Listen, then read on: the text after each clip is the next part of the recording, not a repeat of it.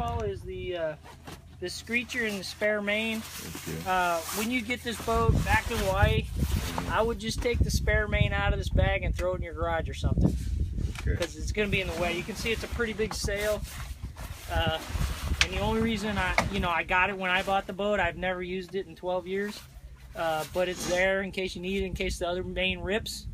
You got an old mainsail you can use while you're getting the newer one repaired, right? Okay. But you don't really need to have this sail on board. And in fact, one of the challenges I think you're going to have in Hilo is mold. And so I wouldn't leave the sails on the boat. I would tend to take them off. I mean, keep me out. Well, I would at least take the jib off. Since the main is up on top here and it's covered, it'll have the breeze. It probably won't get moldy. So the main, because it sits up on top, I think is good. But the jib and maybe this guy, I'd take them home with you so they don't get too moldy. Yeah. This is the Screacher. This is the front sail. It's a big sail. Yeah, if you can hold that. We're caught up on something. Yeah. I got it right here. All right. There. Okay. So that's our Screacher. I want to take this spare main and put it off to the side here.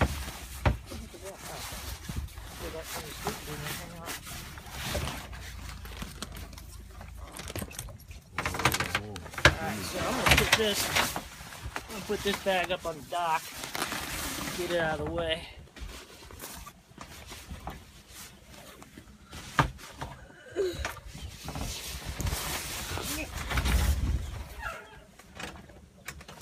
Almost fell over there.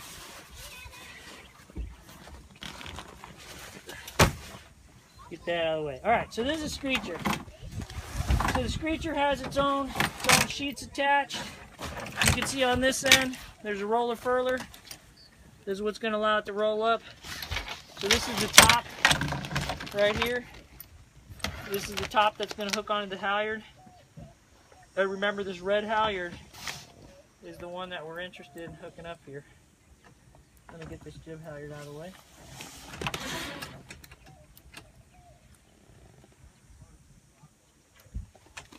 Alright, so here's our Screacher halyards, this nice thick red one.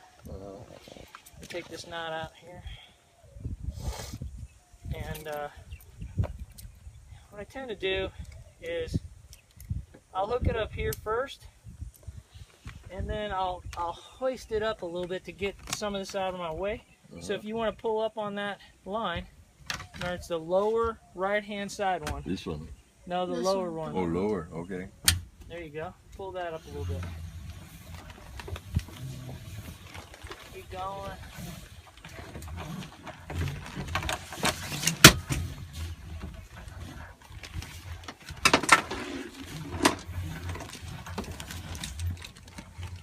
Okay, that's good right there. For now, you can lock it in. Okay, so I've got most of it hoisted. You can see we got our seats here. This is the end with the roller furler. So I'm going to take this forward. This is probably the hardest part of this whole operation, is leaning over and getting it hooked up. So you can see I got a little shackle there. Make sure that's undone and it's well oiled. And then I'll go forward and I'll clip this onto the front. We haven't talked about the bowsprit yet, but you can see how it's hooked up. It's hooked to either side. It's hooked up to the front here, and then there's a down line there. We'll get out and look at that later. But this is the hardest part right here. Lean it over and get it on. Way out there. Yeah, you gotta lean over and get it hooked on. Once you get it hooked on, though, good to go. And then this little line here, this is a furling line. You see that, Alex? See the furling line? No, not yet. Here, put it out to the side. That's the furling line right there. So what we got to do is we got to take this guy. Furling line, take it apart here. Let's see.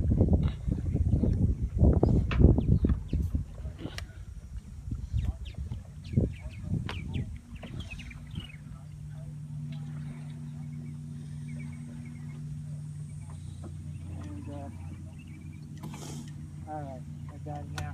And then on the deck, if you go over on the other side, Paul, you'll see I'm bringing this through. So on the deck, there's these little eyes. You might want to scoot over to the other side there, Alex. I got it. But there's these little eyes here on the deck that you got to run this line through. There's one there, and I need Alex to move because there's one right here. Bring all that through, make sure there's no knots in it, like I think there's a knot in it right now. Bring all that through like that, and then that's what this little cleat here is for. This little jam cleat, it's too big, so the line tends to slip through it. So that's why I added this extra little cleat, so you can just cleat it off, you know. Now, it's not important. Well, it is important that it be cleated off right now, because if the wind was to catch the sail, the whole thing would unroll. So you want it cleated off so that it doesn't unroll on you, right? Yeah. So the next thing we can do is go ahead and tighten up on this halyard. Now, one thing I hadn't shown you yet is, you know, it's up. If you feel like, hey, this doesn't feel tight enough to me, you can bring it back to this winch right here. You got to kind of underhand this like that, put it on there, and then you can put it on there, and you got a little winch handle here, and you can tighten it up a little bit if you need to, right? Okay, so I think that's pretty tight, and then that's that. And then remember, we got our sail up, so we're gonna get rid of our spaghetti, because we don't like spaghetti. Spaghetti is good to eat, but not on the floor of the cockpit. I'll get rid of that.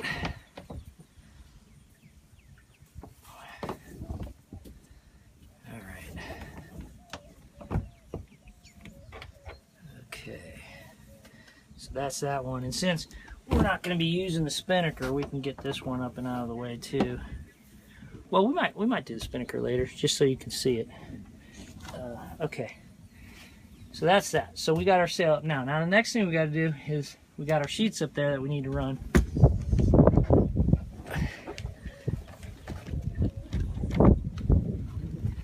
Alex, I'm gonna let you use your judgment as when to start and stop that thing, because we can always edit it together. You know what I'm saying? Yeah. So you don't have to have it running all the time, because we might not have enough distance.